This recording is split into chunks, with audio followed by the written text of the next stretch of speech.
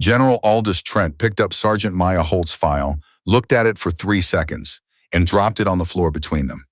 Not by accident, he let it fall the way you let something fall when you want the other person to understand exactly how much it weighs to you, which was nothing. "Pick it up," he said. She didn't. He looked at her the way men like Trent had been looking at women like Holt for the entirety of their careers, with a particular brand of patience that wasn't patience at all, but the expectation of eventual compliance dressed up to look like restraint. "Sergeant."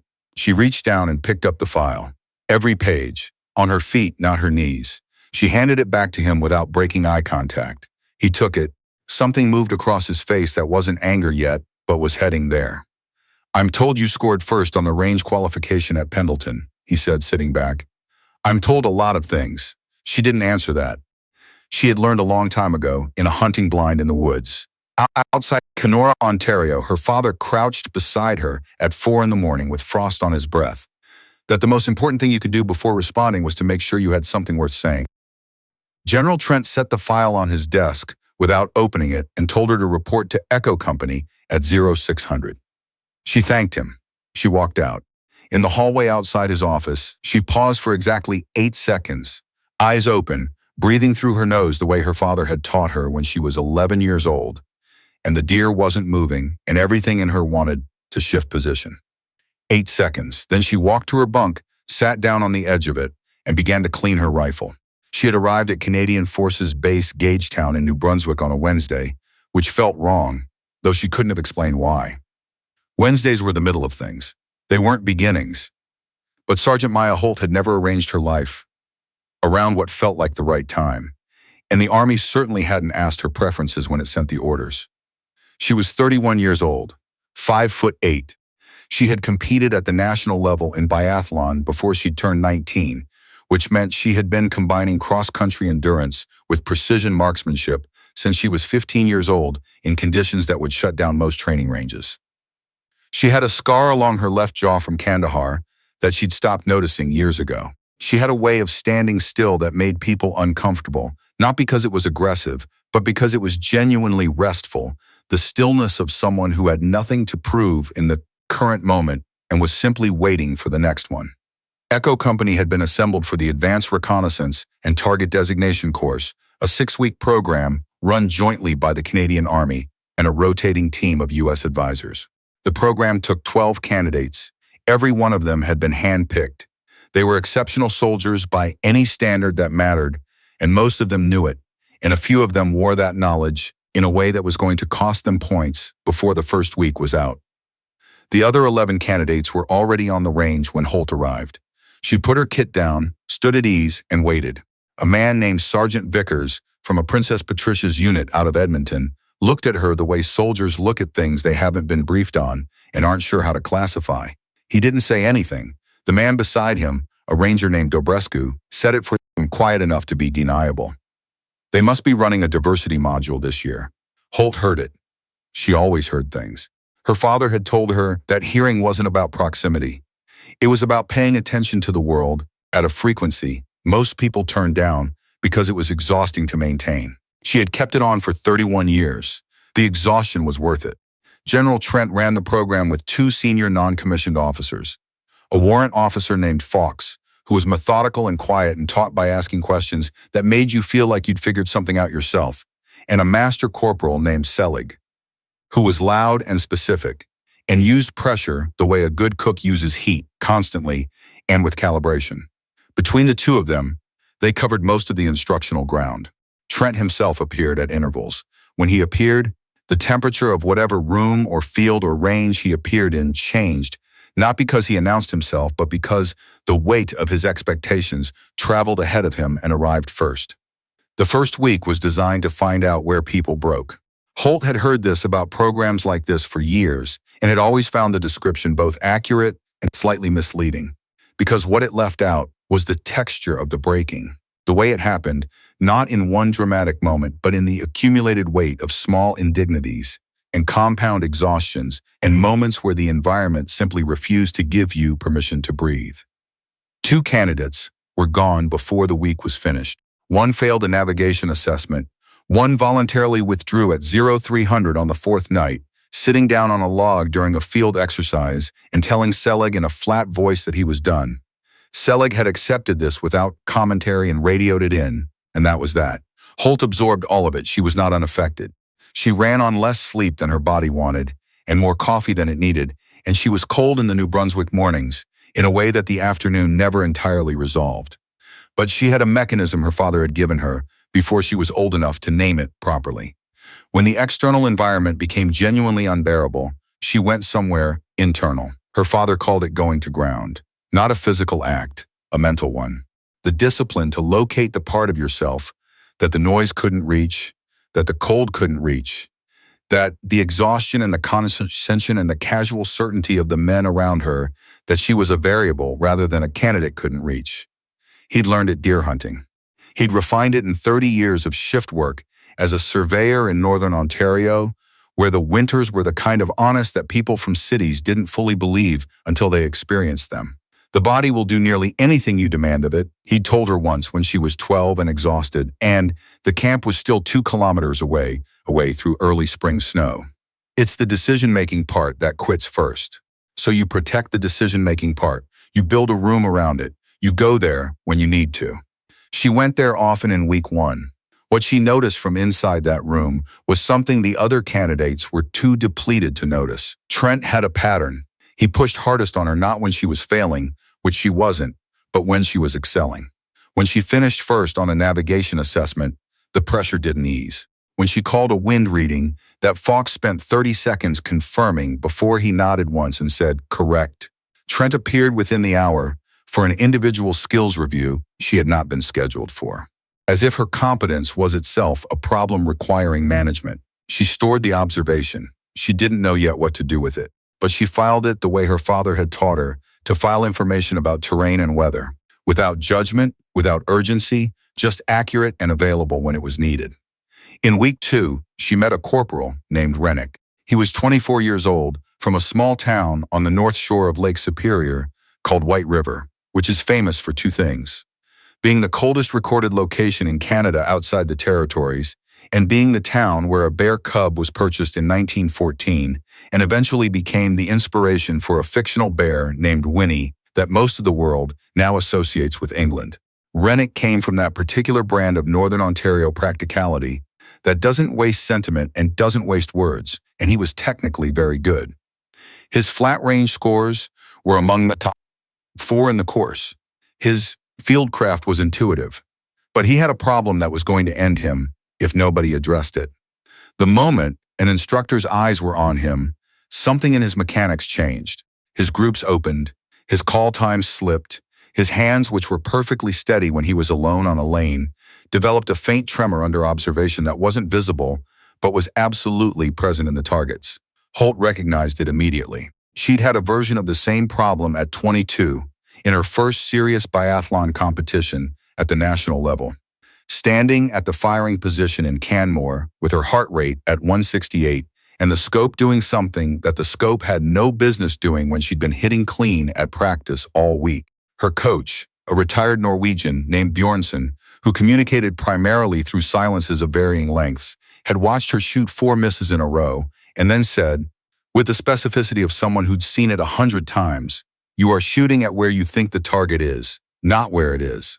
She found Rennick on the range at last light, running dry fire drills by himself with the intensity of someone trying to solve a problem they didn't yet have the vocabulary for. "Your hands are fine," she said. He looked up. He hadn't heard her approach, and the fact that he hadn't heard her approach communicated something to him about her that no introduction could have. "Sergeant, your hands are fine when nobody's watching," she said. "The problem is what happens in your head when they are. You start performing the shot instead of shooting it. There's a difference." He stared at her. "How do you know?" "Because I did it for a full season before someone pointed it out. Your natural pause is good. You've got the respiratory discipline. I've watched you. But the moment an instructor shows up, you start holding instead of pausing, and you're fighting your own exhale instead of letting it finish. The shot goes before you're ready because you're trying to beat the discomfort." Rennick looked at his rifle. He was quiet for a moment, in the way young soldiers are quiet when something has been named that they felt but couldn't find words for. "Why are you telling me this?" he said. It was a fair question. In a course with an attrition rate that meant 4 or 5 people in the room with you right now wouldn't finish, helping someone else improve their performance was, by a certain arithmetic, working against your own standing. Because my father didn't raise me to hoard information that costs me nothing to share, she said. She left him there to practice.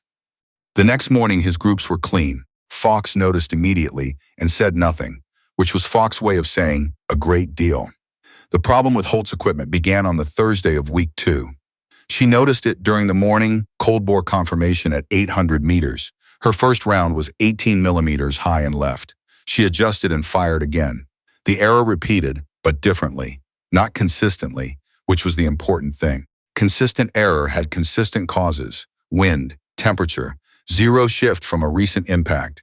But the pattern here was irregular within a range, and irregular within a range on a scope that had been zeroed by her hands the previous evening to a standard she had maintained for years meant one thing. She completed the exercise.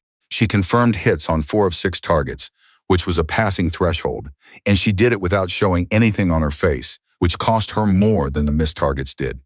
That night, she stripped the scope down to its components on her bunk, working by the light of a head torch, with the barracks empty around her. She went through every element, with the patience of someone who understood that patience here was not optional. At the elevation turret, she found it. A thin piece of material, precisely cut, inserted between the turret and the adjustment body. Precision work, not something that happened by accident, not something that fell in, something placed by someone who knew how scopes worked and wanted the malfunction to look like user error rather than interference. She held it up in the beam of the torch for a long time. Then she put it in the small zippered pocket inside her field jacket, reassembled the scope, re-zeroed it at last light through the range window, and went to the mess. She told no one, not because she didn't have a strong suspicion about who had done it, but because suspicion without documentation, in a command environment that was already looking for reasons to question her standing, was a weapon that fired in the wrong direction.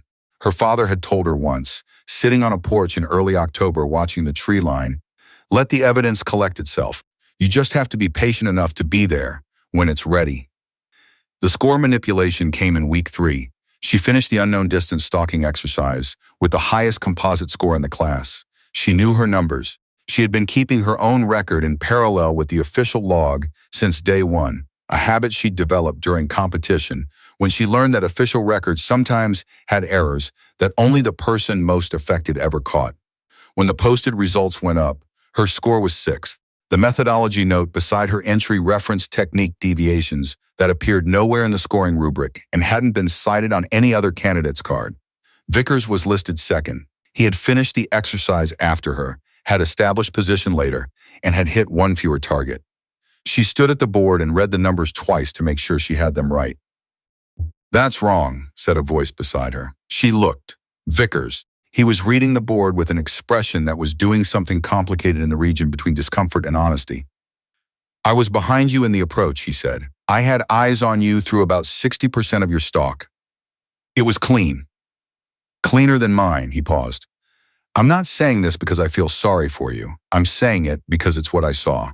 It was possibly the most useful thing anyone had said to her since she arrived. "I know," she said. "What are you going to do?" She looked at the board for another moment. "Keep shooting," she said, "and file a discrepancy notice through proper channels." Vickers looked at her. "You think that'll change anything?" "I think it creates a record," she said. "Records have a way of mattering later." The notice went in that afternoon. 2 days later, Trent summoned her to his office. He was standing when she entered, looking at the window that faced the tree line. He had the posture of a man who had made a decision before she walked in and was using the window as a way to finish the final adjustments on it. He turned around and sat down. He laced his fingers together on the desk. "You filed a discrepancy notice," he said. "Yes, sir." "You understand that I review all documentation in this course?" "Yes, sir." "I've reviewed the scoring for the stalking exercise. The methodology was applied consistently." He paused.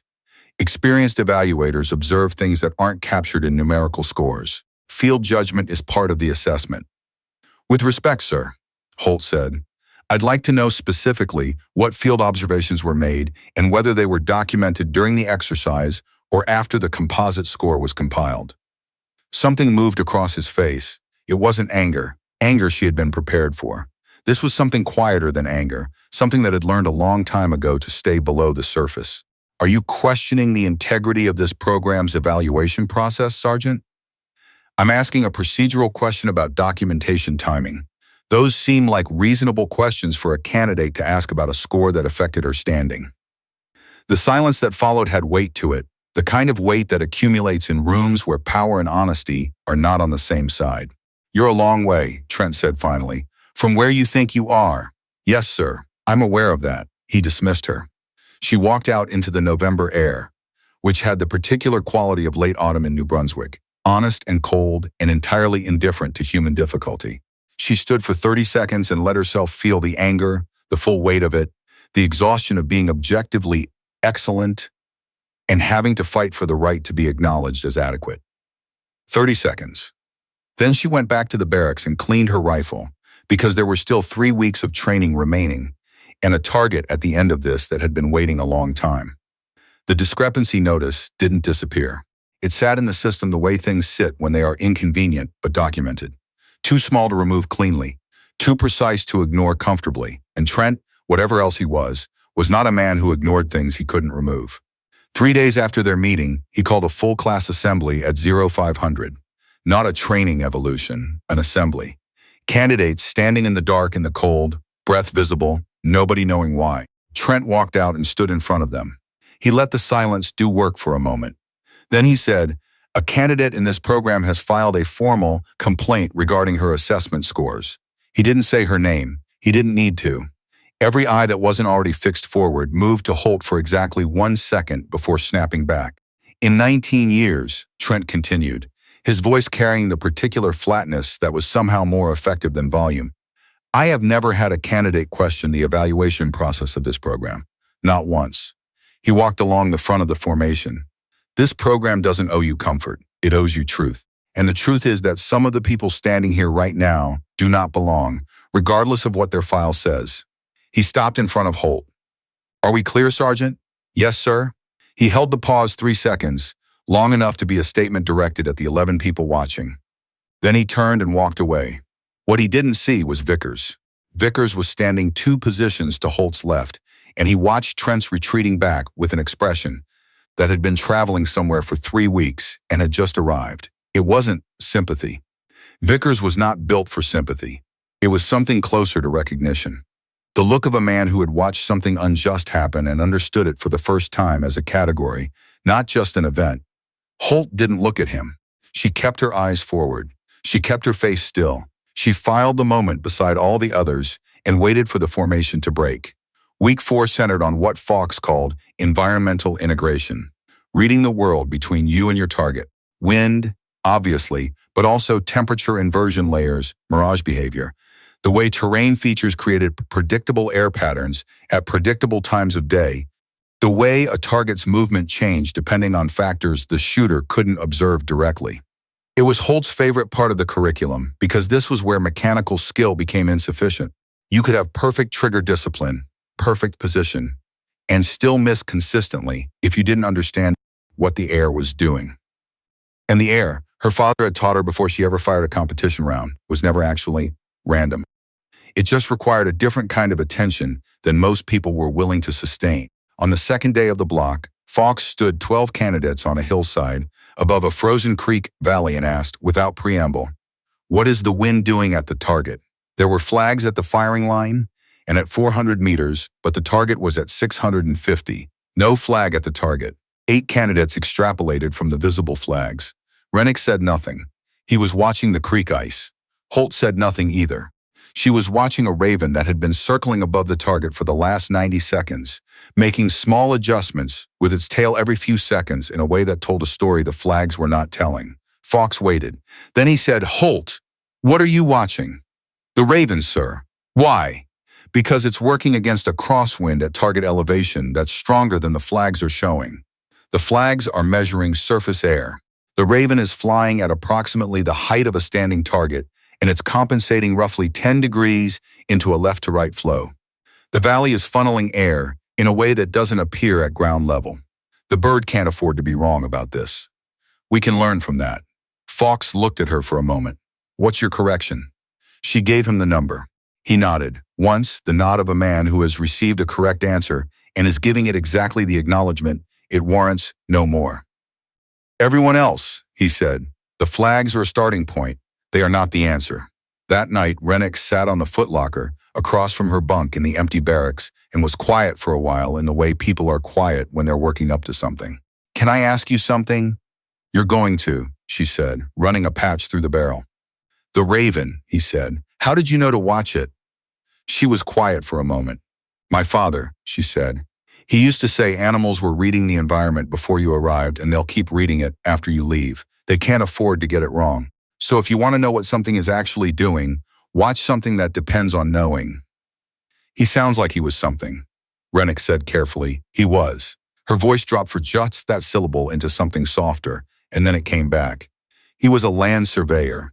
Northern Ontario his whole career, 40 years. He used to say he learned more about reading ground and weather from 30 years of hunting than from everything else combined. Did he know you were going to do something like this? This program? She set the cleaning rod down. He made me promise, she said, not to make him proud. That wasn't who he was. He made me promise because he knew I could do it, and he didn't want me not to do it because other people had decided otherwise. She picked the rod back up. He was right about the second part, she said quietly. The jury's still out on the first. Rennick nodded slowly. He started to stand and then stopped. For what it's worth, he said, every person in this course knows you're the best candidate here, even the ones who don't say it, especially those ones. She looked at him directly. That's kind, she said. It's also not the problem. He didn't fully understand that yet, but he would. The problem arrived in week 5 with the kind of precision that was almost admirable. Was a legitimate training tool, a compound assessment combining physical and cognitive stress to evaluate decision-making under conditions that genuinely degraded both. Candidates ran a loaded obstacle course, then transitioned immediately to a timed precision engagement exercise, then were pulled into individual debrief interviews, while physiological stress indicators were still elevated. It had a real purpose. Snipers and designated these Marxians, and the course needed to identify who held together under that compounding and who didn't. But Holt's version of the protocol had a modification. She realized it when she was already inside it. Her route through the obstacle course diverged from the standard path at the 3rd station, sending her through a bog crossing that added time and took physical cost that the other candidates were not paying. She got to the firing line late. The clock was already running. She set up in the fastest time she had ever set up, confirmed 4 of 6 targets in the remaining window. A passing score, not her score. In the debrief, a visiting U.S. officer named Harker, who she had not dealt with before, asked her with careful casualness to describe her decision-making during the engagement. She did so accurately. Then he said, "Do you feel the result reflected your actual capability today?" "No," she said. "Why not?" "Because my route through the physical phase was different from the standard route in a way that affected my transition time and therefore my available engagement window. That difference reduced my score." Harker set down his pen. "That's a significant claim, Sergeant. It's an observation. I'm happy to walk you through the route comparison. I memorized both during the morning brief." A pause. "Both?" "I noticed the route marker for my lane was different from the standard during the walkthrough. I memorized both routes in case the difference was relevant." Harker closed his notebook. The debrief ended. That evening, the score was posted with a notation about transition time exceeding the standard window, no mention of the route variance. The following morning, Vickers found her, not quietly, not in private. He came to her in the common room where 7 other candidates were present, and he held up his phone, and his voice was deliberately not quiet. "I need to show you something," he said. On the phone was a photograph. He had taken it during the morning walkthrough. It showed the route markers clearly, 2 different paths, one for everyone else, one that went through the bog. "I thought it was a mistake when I saw it," he said. "I took the photo to ask you about it because I figured you'd have noticed too." Then the exercise happened and he stopped. I figured some things out. The room was very still. Holt looked at the photograph, then at Vickers. "Why are you doing this?" she said. Vickers was quiet for a beat. The words came out like he was moving them from somewhere they'd been stored for a while. "Because I said something on day 1 that I shouldn't have said. And I've been watching you for 5 weeks, and I've had my answer for 4 of them. I just didn't do anything about it." He put the phone in his pocket. I'm going to Fox. You can come or not. That's your call. But I'm going. He turned and walked out. Holt stood in the room for a moment. 6 of the 7 other candidates were looking at her. The 7th, a ranger named Driscoll, who had said approximately 12 words to her in 5 weeks, stood up and picked up his coffee and said to the wall, I'll go too, and walked out after Vickers. What happened in Warrant Officer Fawkes' office that afternoon was not dramatic. Fawkes looked at the photograph. He looked at it for a long time. He asked 4 questions. He photographed the photograph with his own phone. He thanked them and told them to return to the barracks with an expression that communicated clearly that he was doing arithmetic he didn't enjoy the sum of. General Trent called Holt to his office that evening. She had expected anger. She had prepared herself for it internally, the way you prepare for something difficult that is already in motion and cannot be avoided, by locating the stillness inside yourself and making sure it was firmly occupied. What she found was a tired man. He was sitting behind his desk when she entered, and he looked for the first time in 5 weeks like someone carrying something heavy that he'd been carrying for a long time without setting it down. He didn't speak for almost half a minute after she entered and stood at attention. Finally, the route variance in yesterday's protocol has been classified as an administrative error in the lane assignment. She said nothing. Your dual pressure protocol score will be recalculated on the standard transition window. He paused. The adjusted score reflects a full 6 of 6 confirmed engagement. She said nothing. He looked at her then. For the first time since she'd arrived, he looked at her not as a problem to manage, but as a person who had stood in the same room with him for 5 weeks and hadn't moved. Is there anything you want to say? He asked. No, sir. He nodded slowly, as if that specific, deliberate answer had confirmed something he'd been testing without announcing it. Dismissed, he said. She walked out. In the hallway outside his office, she put her back against the wall and closed her eyes for 10 seconds, just 10. In those 10 seconds, she let herself feel the full weight of what 5 weeks had cost her, not in scores and not in standing, but in the grinding daily expenditure of energy required to remain whole when the pressure had been specifically engineered to make her not whole. 10 seconds. Then she opened her eyes and walked back to the barracks because the qualification range was still ahead of her. The last 3 days of week 5 produced something no briefing document had anticipated, a shift in the texture of the class. It was small at first. Candidates who had been maintaining a calculated neutrality around her started showing up near her position at meals. Questions that would previously have been directed to Selig or Fawkes began being asked quietly in her direction. Driscoll, who had spent 5 weeks saying nothing to her, came to her before a night stalking exercise and said, without preamble, "What would you watch for on the approach?"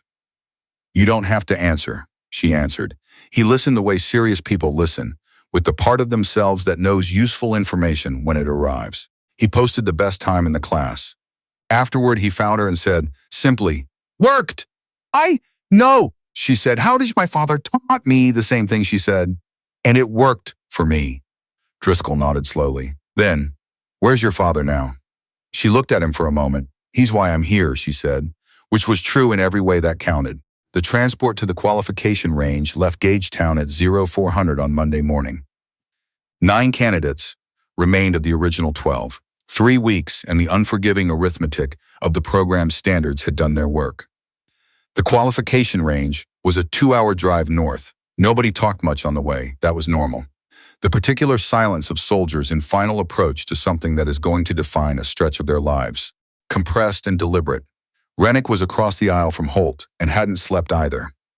At some point, maybe 90 minutes in, he said quietly, "You nervous?" "Yes," she said. He looked surprised by the honesty. "Me too. Good," she said. Nervous means you understand what's at stake. Someone who isn't nervous about this either doesn't care about it or doesn't understand it. Neither of those is who you want beside you. He was quiet for a moment. "My hands are shaking," he said very quietly, like it was something he was admitting. "They'll stop when you start," she said.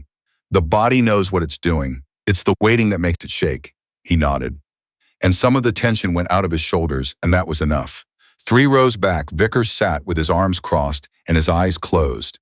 Anyone who didn't know better would have thought he was sleeping. Driscoll, beside him, knew better. The angle of Vickers' jaw said he was thinking hard about something, and the closed eyes were there to give him privacy while he did it.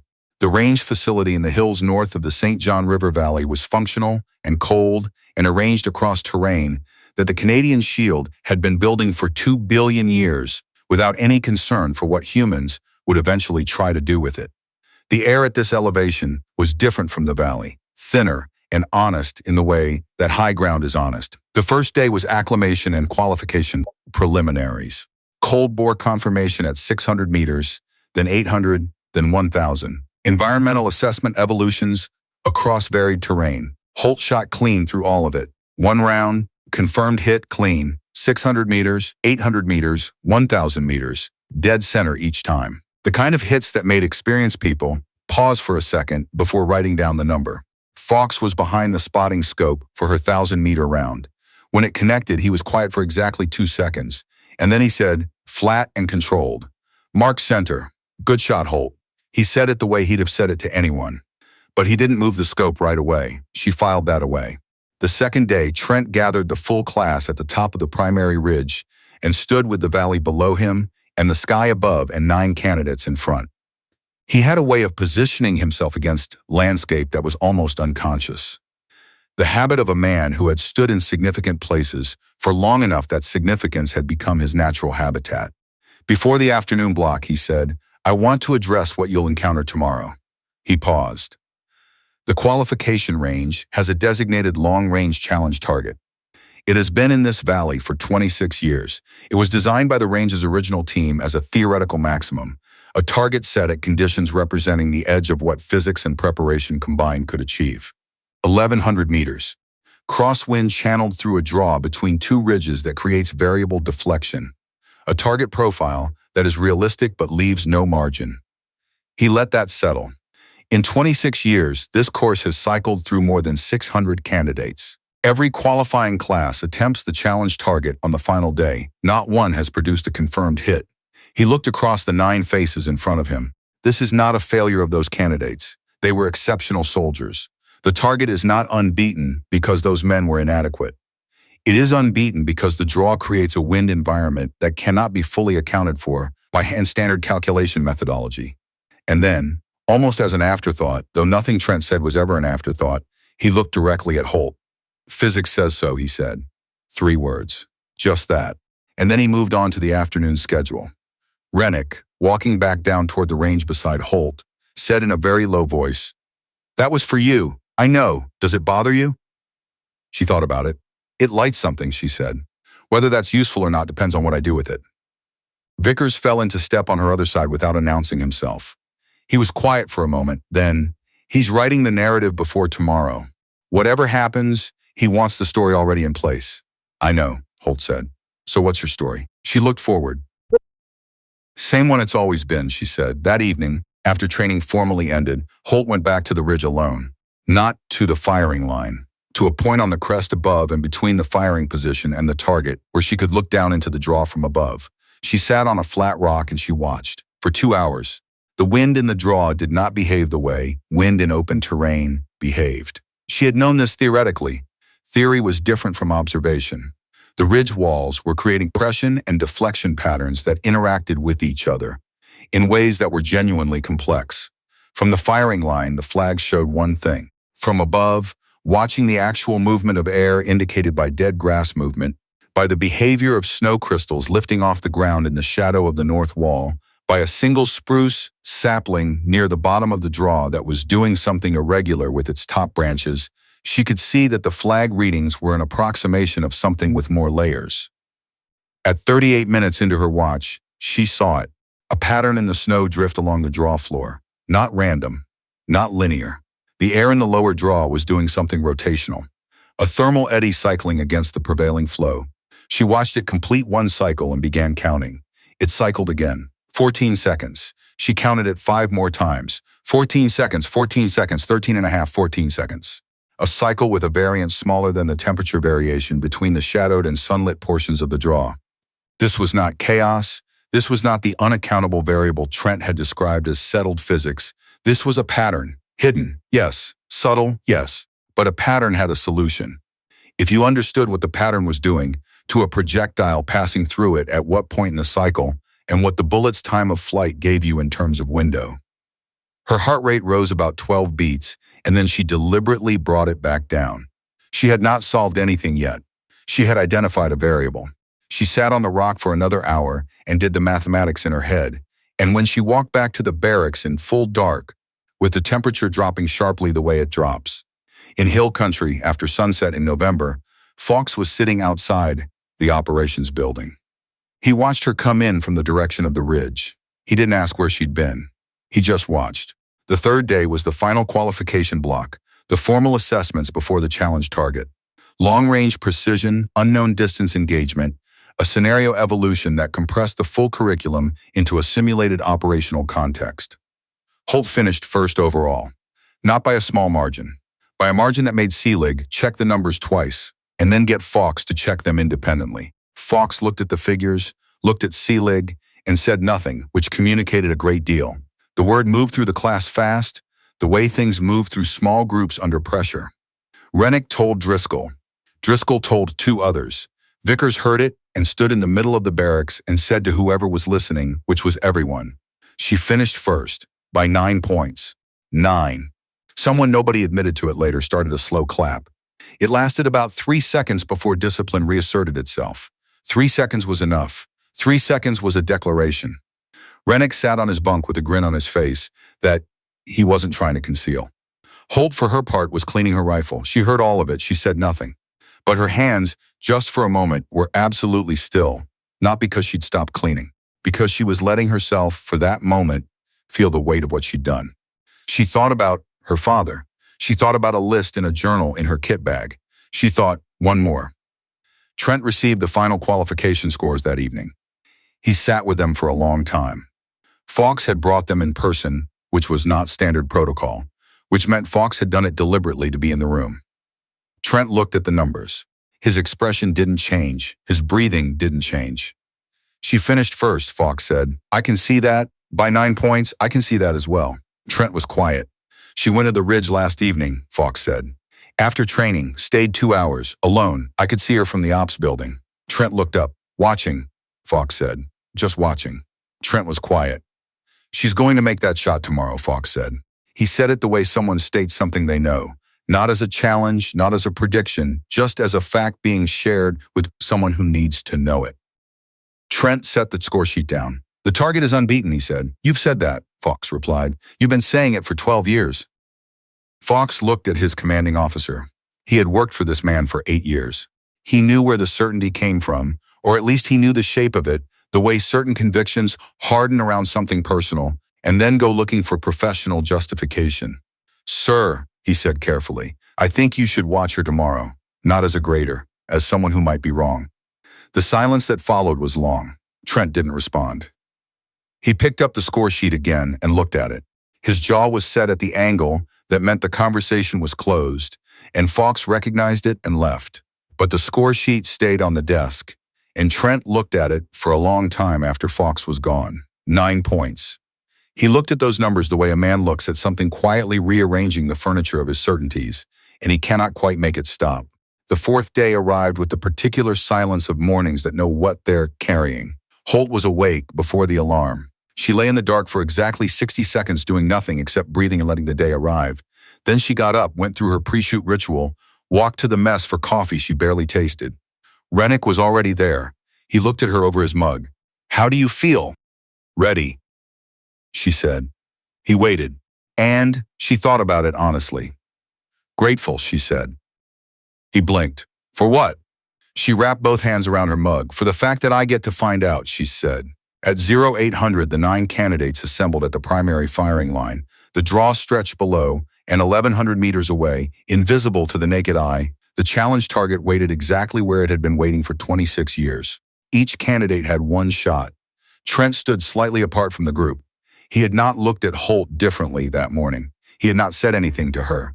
But the set of his posture told Fawkes, who was watching both of them, that the general was bracing for something. The first candidate stepped to the line. A corporal named Tanaka, technically excellent, composed. He set up, made his environmental assessment, applied his calculations, fired. Miss wide left. The draw had taken it. Second candidate. Miss, high into the ridge face. Third. Miss by the sixth miss, the energy on the line had settled into something collective and heavy. These were not poor shots. These were excellent shots that the conditions were defeating, and everyone present understood that distinction. Vickers was the seventh shooter. He set up with the methodical precision that had characterized everything he'd done in this program. He spent 40 seconds on his environmental read. He adjusted, he fired. The round hit the ridge wall 8 feet below and left of the target. He stood up from his position, looked at the impact point through his scope, and said one word that nobody repeated but everyone heard. Then he stepped back and said to Holt, who was standing 2 positions to his left, "The air in the lower draw is doing something the flags aren't showing." "I know," she said. He looked at her. Something shifted in his face. "You figured it out." "Not a question." "I think so." "Last night, on the ridge." "Yes." He looked at her for a moment. "Then go hit it," he said directly. The way Vickers said everything he actually meant. Candidates 8 and 9 shot. One came close, Driscoll, whose round passed within a meter of the target before the draw claimed it. Then there was one candidate left. Trent stepped forward. His voice carried across the whole range. "No one has made that shot," he said. "Not today. Not ever." He looked directly at Holt. "Physics says so." Same words. Harder this time, a last wall put up specifically for her. Holt stepped to the line. She didn't look at Trent. She didn't look at the flags or the other candidates or the spotting scopes. She stepped to the firing line, lowered herself into position, and the world, the loud, complicated world she had been navigating for 6 weeks, went quiet. Not silent. Quiet. The difference mattered. Silence was the absence of sound. Quiet was a choice, a room her father had taught her to build when she was young enough that the lesson had become architecture rather than memory. Fawkes moved to the spotting scope. He had spotted for hundreds of candidates on this range over the years. His face behind the eyepiece gave nothing, but his right hand resting on his knee had closed slowly into a loose fist, an unconscious thing. Holt did not immediately look through the scope. This was the first thing Fawkes noticed. Every other candidate had gone to the scope immediately. Holt was looking at the draw with her naked eyes, not through optics, just watching. He understood suddenly what she had been doing alone on that ridge the night before. "What is she doing?" Selig said quietly beside him. "Watching," Fawkes said. "Watching what?" Fawkes moved his eye to the spotting scope and traversed it slowly across the draw floor, looking for what she was looking for. After about 15 seconds, he found it. A pattern in the snowdrift movement along the bottom of the draw that was doing something he had not noticed in 12 years on this range. Something cyclic. He said nothing, because what he was seeing meant that Holt had been right last night on that ridge. And what she was doing right now was not hope or stubbornness or the specific kind of determination that makes people attempt things without a plan. She was waiting for a window. And if she'd found the cycle and counted it correctly, then General Trent was about to be wrong for the first time in 26 years of being right. Holt pressed her cheek to the stock. The position was not mechanically correct. It was past mechanical correctness into something else, the kind of position that reveals when technique has become instinct, when the body is no longer working to maintain the relationship with the rifle, but simply is in it. She found the target in the scope. At 11 a target, it was small, but small was relative. She had been shooting at comparable dimensions, at comparable distances, since she was 19 years old in competition. What made this different was the draw. What made this possible was what she'd found last night. She took a breath. Let it out, found the natural pause at the bottom of the exhale, that half second of genuine stillness her father had called the quiet moment, the only moment the body was truly at rest. She didn't fire. She let the window pass, took the next breath. Rennick felt the tension on the line ratchet up. A full minute had passed since she'd settled into position. Vickers didn't move, didn't look at anyone. Driscoll said in a murmur, "What is she waiting for?" Vickers said, simply and without harshness, "Quiet." Driscoll went quiet. Holt was counting. She had started her count from the last drift cycle she'd observed before settling into position. She was at 9. The draw cycled on a 14-second interval with a variance under a second. At 12 seconds, the rotational eddy in the lower draw reached its maximum angular displacement from the target line. The moment when the air it was moving was briefly running parallel to the bullet's path through the critical zone rather than across it. That window lasted approximately 1.5 seconds. In 1.5 seconds, across this distance, the eddy's effect on the bullet's trajectory dropped from unaccountable to workable. Her father had told her once, sitting on a granite outcrop above a lake in July, watching osprey, You don't beat conditions you can't control. You wait for the moment they give you what you need, and you are ready when they do. She was ready. 11 seconds. She let out the breath she was holding, slow, complete. Found the pause. 12 seconds. The snowdrift on the draw floor, which she could see in the lower third of her scope, shifted its movement pattern. The cyclic eddy had reached its point. The air in the critical zone was briefly, for 1.5 seconds, not her enemy. She didn't think. Thinking was preparation. This was trust. She fired. The rifle moved. The report cracked out across the ridge and came back from both walls simultaneously. A doubled echo that rolled away into the November sky. The bullet was already gone. Nobody breathed. Fox was at the spotting scope, target centered, watching. 1 second, 1.5, 2 seconds. The bullet's time of flight at this distance under these conditions was approximately 1.9 seconds. Fox knew this number. He was counting. At 2 seconds flat, the sound that came back from the draw was metal on metal, clean, unmistakable. A steel target hit by a projectile that had traveled exactly where it was sent. For the first time in 26 years, Fox pulled his eye from the scope. He looked at Selig. Selig was staring at him with an expression Fox had never seen on Selig's face, open and unguarded, and completely without the armor that years of professional composure had built. Center mass, Fox said. His voice was completely flat, because if he let any of what he was actually feeling into his voice, it would come out as something not appropriate for a warrant officer on an active range. Center mass. The echo was still coming back from the draw. Then everything happened at once. Rennick made a sound that wasn't a word, something that came from below language, raw and involuntary. He had both hands on top of his head and was looking from the draw to Holt and back again. Driscoll said flatly, and with complete sincerity, "My God." Tanaka sat down on the ground where he was standing, as if his legs had made a decision without consulting him. Vickers turned away from the range. He turned away and put his hand over his mouth and stood there for a moment with his back to everything. Nobody looked at him during that moment. That was the right call. Holt was still in position. She hadn't moved. She was still behind the rifle, still at the line, still looking through the scope at a steel target 1,100 meters away. Then slowly she stood. She stepped back from the line. She turned around and looked at the faces looking at her, at Fox, at Selig, and then at General Aldous Trent. Trent had not moved. He was standing exactly where he had been standing when he said the words, "Not today, not ever." He had not moved in the 60 seconds since the sound had come back from the draw. His arms were at his sides. His face was doing something complicated and private that no one watching could have named precisely. It was not anger. It was what anger eventually becomes when it runs out of something to stand on. Something underneath the anger, something that the anger had been covering for a very long time. Fox cleared his throat. "Confirmed hit," he said, loudly, formally. "Challenge target, round 1, center mass."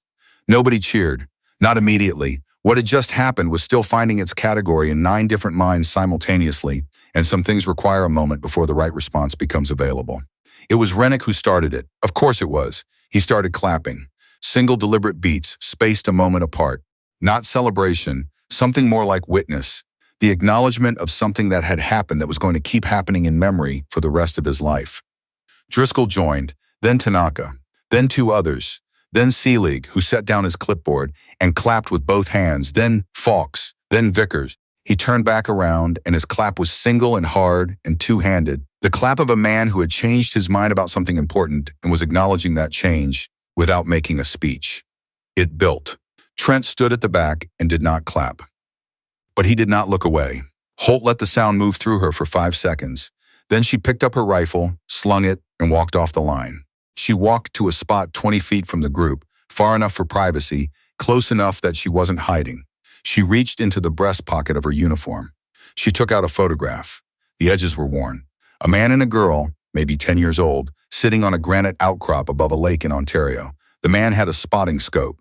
The girl was looking through a rifle that was almost as large as she was, and she was grinning at something in the distance with the specific joy of someone who has just figured out that the world will cooperate with you if you learn to read it. On the back of the photograph, in her own handwriting from the night he died, was a list. She didn't read it. She didn't need to. She just held the photograph and looked at the man in it, the man who had given her the quiet room and the patience and the knowledge that birds told the truth about air and that patterns were everywhere if you watched long enough and that impossible was just a word that hadn't yet met the right preparation. She stood there a long time, long enough that when she became aware of her surroundings again, the group had mostly moved back toward the operations building. Almost everyone had gone. One person hadn't. Trent was standing 10 feet away. He had been there long enough that he had clearly watched her with the photograph, and he hadn't interrupted it, and he wasn't interrupting it now. He was simply there, in the way of a man who has something to say and doesn't know how to begin, and has decided that being present was the necessary first step. Holt put the photograph back in her pocket. She looked at him. For the first time in 6 weeks, the look between them had no current running through it. No pressure, no assessment. Just two people standing on opposite sides of something that had just fundamentally changed. Trent looked at the draw for a moment, then at the ground, then at her. His jaw worked once.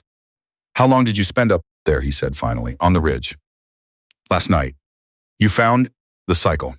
"Yes, sir." He was quiet. "In 26 years," he said, "nobody has ever gone to that ridge and watched long enough to find the pattern." He paused. "I reviewed the original range documentation this morning. The installation team's notes. They identified the rotational eddy in the initial survey and determined it was too irregular to be reliably used." Another pause. "They were wrong," Holt said quietly. "They weren't watching the right things." Trent looked at her. Something in that answer landed somewhere. "No," he said. "They weren't."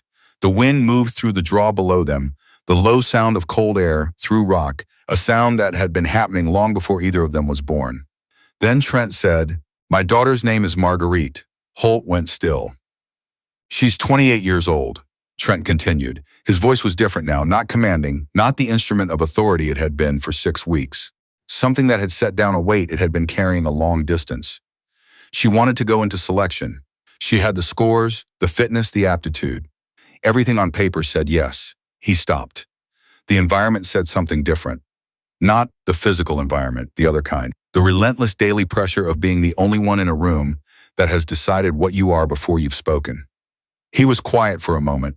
She made it 8 weeks. The pressure compound fractured something in her that the medical file doesn't have a name for. She came home a different person than she left. That was 4 years ago. "I've watched her work to come back to herself since." Holt was very still.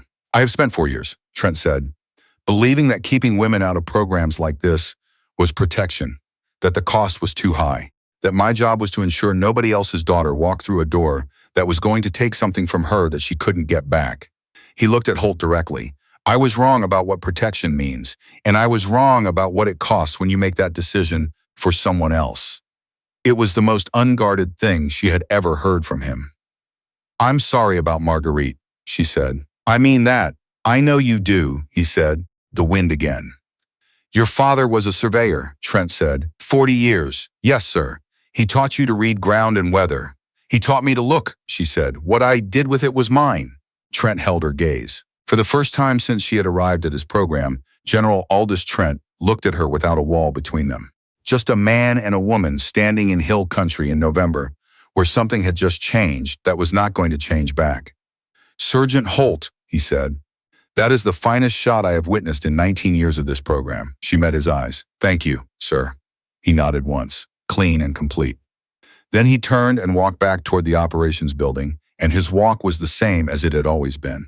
But something in the set of his shoulders had shifted, maybe 3 degrees, the way 3 degrees at 1,100 meters is the difference between the ridge wall and the center of the plate. Fox was waiting by the door. He had watched all of it from 40 feet away. He hadn't pretended not to. When Trent reached him, Fox read his commanding officer's face the way he read terrain, with attention and the willingness to accept what was there rather than what he'd expected. What he saw made him exhale slowly through his nose. "Well," Fox said. "Don't," Trent said. "I wasn't going to say anything. You were going to say you told me so." Fox considered this. "I was going to say it considerably more diplomatically than that." And Trent, for the first time in 6 weeks, made a sound that was almost a laugh. It lasted half a second, then it was gone, but it had been there. The formal graduation was the following morning. Compact, military, efficient, 9 candidates received their qualifications in sequence. When Holt's name was called, the room went through a subtle change in its own atmosphere, the way a room changes when everyone in it simultaneously decides to release something they've been holding. Vickers was on his feet before the applause properly started. His clap was single and deliberate, the acknowledgement of a man who had started this program on the wrong side of a question and knew it. Rennick, standing at attention in the row of graduates, was not fully succeeding at keeping his expression military. Afterward, in the small informal gathering that followed, Trent crossed the room with intention. The room noticed. He stopped in front of Holt and reached into his breast pocket and produced an official envelope, which he held in both hands for a moment, in a way that was not standard envelope handling. "Battlefield promotion recommendation," he said. "My signature. Submitted through proper channels this morning, along with a commendation for the highest individual score in the history of this course." He extended it. She took it. "Not as politics," he said, his voice low enough for the conversation to be essentially private in a room full of people. "Not as an accommodation, not as an acknowledgement I was pressured to make." He held her gaze. "As respect. Earned shot by shot over 6 weeks by a soldier who is better at this than anyone I have trained in 19 years. The room was quiet in the way of a room that knows it is inside a moment. "What changed?" she asked. The way she asked everything without decoration. He was quiet for a moment. "I told you about Marguerite," he said. "What I didn't tell you is that before she left for selection, she asked me whether I thought she was ready. And I said," he stopped. His jaw tightened once. "I said I wasn't sure." The silence between them held weight. "She deserved better than that," he said.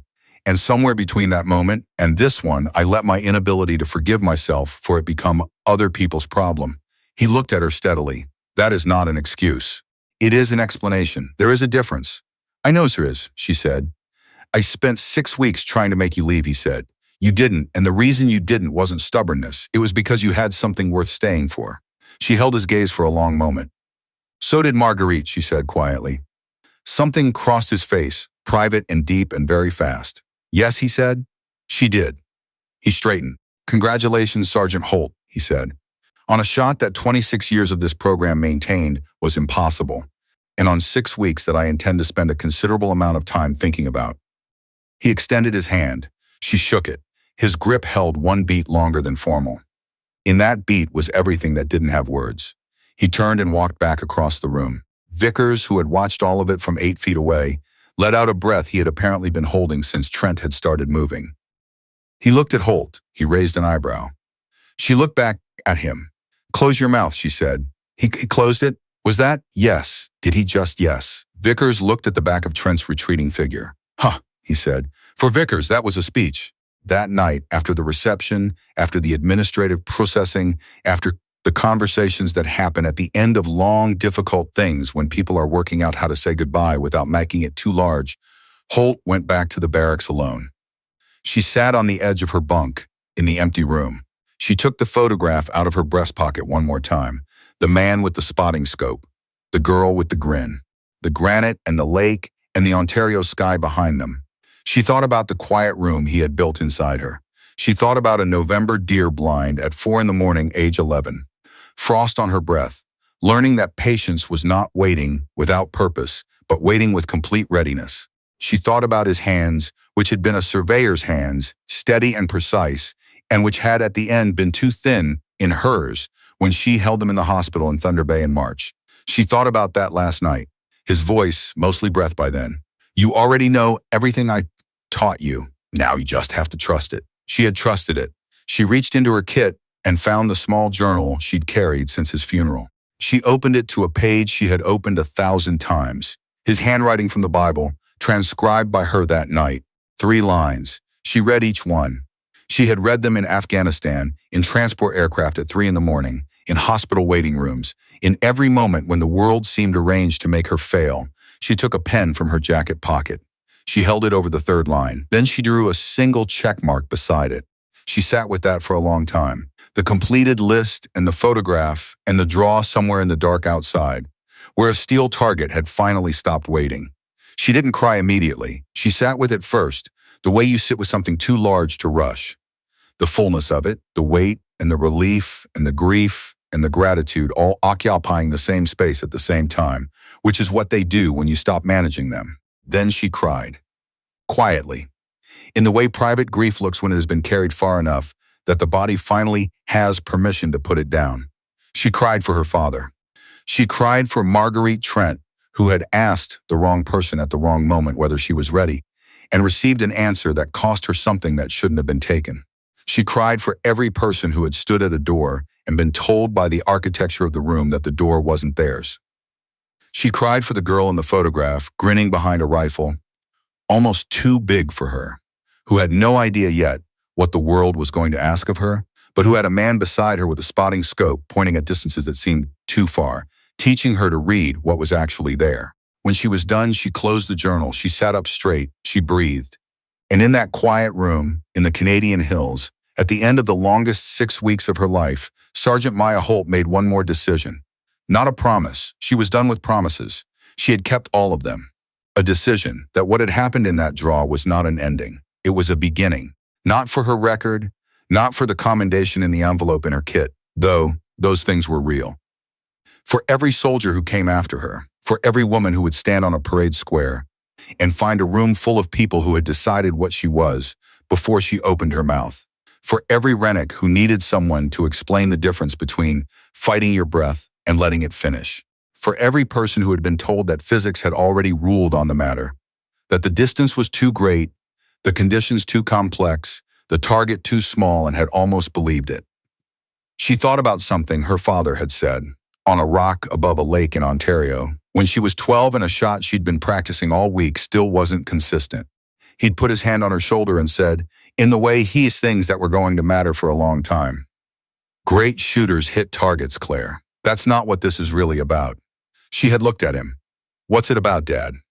He had looked at the lake, at the osprey working the far shore, at the tree line and the sky above it that went on without a ceiling. Great warriors, he said, change what people believe is possible. She was 12 years old, and she had not fully understood it. She understood it now. In the years that followed, every woman who entered the Advanced Reconnaissance and Target Designation course heard the story before they fired their first round at the qualification range. The instructors told it, but more often it was the candidates who had been there who carried it. Vickers told it at every leadership event he attended for the next decade, with the directness he brought to everything, and the specific credibility of a man who had been wrong about something important and said so plainly, every time, without softening it. Rennick told it the way people tell stories that change them, not as history but as something still alive. Driscoll told it quietly, to individuals, in the moments before something difficult, and the story always ended the same way. A draw in the hills, a steel target that 26 years of the program had agreed was beyond what the physics of the place would allow. A woman who spent 2 hours on a cold ridge, watching snowdrift until the chaos resolved into a cycle, and who went to the firing line the next morning and waited, with the patience her father had built into her, across 30 years of early mornings in honest country, for the moment the conditions gave her what she needed. One round, one breath, the sound that came back from the draw. The story ended there. But what it left behind was larger than the telling and longer, and it didn't stop when the words did. Because the shot Maya Holt fired on that November morning didn't travel only 1,100 meters through a channeled crosswind that 600 candidates had been told was unreadable. It traveled forward through every class that came after, through every soldier who stood at the line and heard what had been possible and understood what that meant. Not that it had been easy, not that the room had been ready to believe before she proved it, but that ready didn't matter. That the work her father had done, sitting beside her on granite and hillside and blind, pointing at distances that seemed too far, had a reach that extended past him and past her, and into something that didn't have a ceiling yet. The draw still stands in the Canadian hills. The target still hangs at 1,100 meters between two ridges that took 2 billion years to arrive at their current position. The eddy still cycles every 14 seconds, patient and indifferent, whether anyone is watching or not. And the steel of that target, which held its silence for 26 years, now holds a different kind of history. The kind that rings out across a valley when it's struck. The kind you can still hear, if you're listening, the kind a father taught his daughter to hear on a granite outcrop in Ontario, before the world had any idea what she was becoming.